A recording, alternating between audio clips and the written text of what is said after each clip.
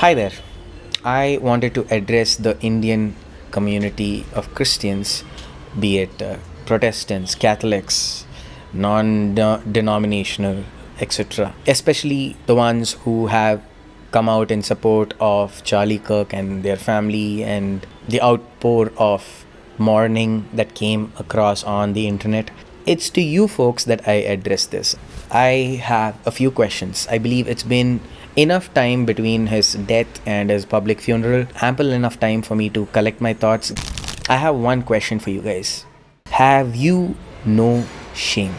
It's absolutely vile and disgusting that you came out in support of somebody like Charlie Kirk. The ones who thought it was okay to justify Charlie Kirk's actions and his belief system just because he was a Christian. Where was this voice of yours who believed that somebody was standing for the truth when it came to somebody like Father Stan? Shame on you guys, because none of you guys came in support of Father Stan when he passed away a few years back. When there was a memorial about or in memory of Father Stan posts that were out there, I saw none of you guys share it. A man who spent his entire life fighting for Dalit lives, Adivasi lives, fighting for the downtrodden, died in a jail cell because the government thought he was a Maoist. They jailed him when he was 83 years old. He asked for so many bails where he was not given, even though he was sick. He caught COVID once, twice. He died of COVID, by the way, supposedly. He had Parkinson's. He couldn't get a straw because he couldn't hold a glass and drink water. He asked for a straw.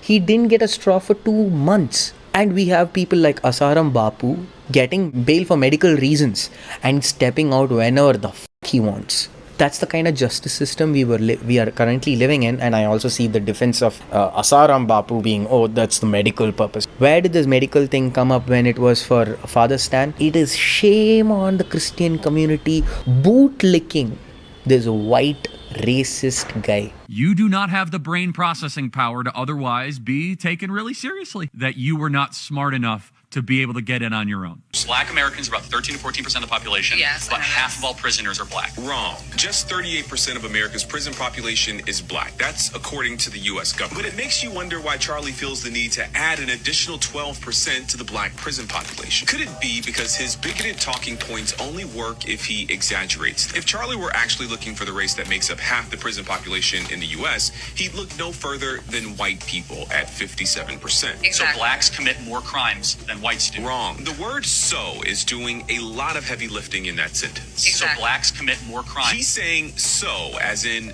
therefore, as in one could conclude correlation does not equal causation. But he's hoping that you don't know that. So Exactly. blacks, instead, he's making an illogical racist leap. Charlie knows that we don't have usable data about who commits crime. Kirk isn't interested in understanding the statistics he so carelessly misquotes. He's interested in making bad faith arguments. Something that becomes even more obvious in his next point. Blacks are 13% of the population and they commit 58% of all the murders. Wrong again, and loud this time. If Charlie were interested in honesty, he would have mentioned the other 1350 statistic. Yes, black people are about 13% of the population, but make up 53% of all criminal exonerations. That man has been racist towards black people. He's been racist towards immigrants. He's been racist to people who look like you and me. And that is the person you're upholding because of his Christian values. The contrasting nature between these two personalities. Father Stan, a Catholic priest who lived his entire life. In fact, he fought for 5 decades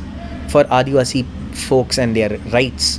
Here is Charlie Kirk, who for 10 years made money by talking about Christian values. White nationalist Christian values, by the way. How do you not see how strange this man is? Father Stan died as a pauper. He lived his entire life fighting for a community. Here, this fellow fought for having guns. And he died by the gun. This fellow made so much money, he's still making money. If you don't believe me, just go watch the funeral talk by his wife. If you're in high school or if you're in college, go find your local Turning Point USA chapter. Join it. Stay involved. He wants you to make a difference. There is one ad that is inside. It is so fucking strange. Best way you can do that is going to tpusa.com. That's what he would say every day from this chair. every single day. If you're a pastor, join our movement at TPUSA Faith. And if you're a parent, I highly recommend that you come to America Fest in December. Sign up right now for that because we would love to see you. Who does that? She had a bloody sign up for this particular thing set up over there. You see how strange it is when it comes to people making money and grifting off of these ideologies, grifting off of you. Anyways, so much for white bootlickers. That's what you guys are at this point of time. Prove me wrong. Prove me wrong. Learn about Father Stan and raise your voice about it. Because Father Stan, who lived in India, mattered to you more than Charlie Kirk. You know the thoughts that you guys currently have? Take it, collect it, think about it. If you have a defense for this man, this man who said, though there exists no empathy. I can't stand the word empathy. Actually, I think empathy is a made-up New Age term. You think a person who has read about Jesus will ever say that? This man was okay with kids being killed, but he had a problem against abortion. By the way, because of the legislative laws he has led to, his language, his speeches have led to such ideologies catching on to people and then leading to violence. That is the kind of language this man used to spout.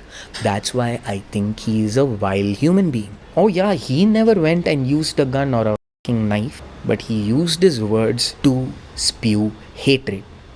If that's the man you think is more of a Christian, you need to take a good look at your Bible. Because I don't think Jesus Christ was fighting for the Second Amendment of USA, fighting for holding arms and shit like that. The number of women who came in support of this person is appalling to me right now. Out of your minds for supporting this person who does not believe in your rights. That's the kind of person you guys were supporting. The dating pool was easier. It was not full of young women that are infected with the Jezebel spirit that had no interest in getting married or having children. Young men seek to have some sort of relationship that is scriptural in nature. Yeah, you've gone back to the Crucible era when guys like this are throwing around words like Jezebel. It's literally an age-old strategy. Blame empowered women to distract from the fact that this scriptural relationship Kirk is talking about is actually just about dominating women. Marriage, children, these are things many women do want. But now they have the right to choose the kind of man, if they're straight, that they want to marry. And that pisses boys, yes boys, not men, like Kirk off, because now it's not enough to do the bare minimum. But you can't do that when women make their own money and have their own personal freedoms, so you vilify the behavior. Note, he's blaming bad dates on women's rights, and while some don't, plenty of women would want to be stay-at-home moms and wives, as is their choice to make. Going after independent women signals that this isn't about finding a compatible partner. It's about dominating a gender, and it's unnecessary gaslighting. Guys like Kirk tell women to sit down while men strip them of their rights, to have more babies when red state restrictions make maternal health care worse, and deny women their right to choose, and then use... I want you to let that sear into your head. Shame on us for white bootlicking. I wish more people knew about Father Stan, Swamy. You guys need better morals, dude. And if your morals are coming from Charlie Kirk, you are so my friend. Anyways, my respects to Father Stan, who is no more with us. Beyond just appalled at this point of time. I'll catch you on another one. I just wish people did better.